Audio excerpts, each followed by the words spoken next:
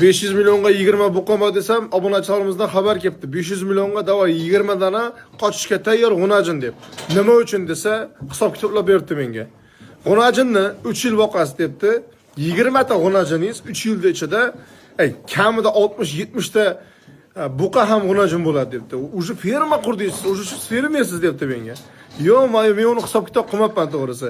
Buqani foydasini endi oyiga 1 milliondan qo'yganda ham, lekin siz olayotgan buqangizni boshda oyiga 1 million semiradimi, semirmaydimi, ya'ni go'sht beradimi, shunchalik uni bilish kerak.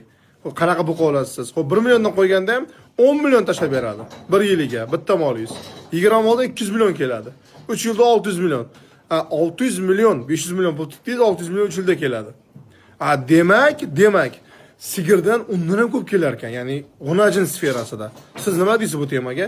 Обязательно shaxsiy fikringizni yozib qoldiring. Sizning fikringiz menga juda qiziq. Siz uchun 500 million so'm pulingiz bo'lganda 20 ta g'unajinmi yo 20 ta buqami? Qaysi birisini tanlaysiz?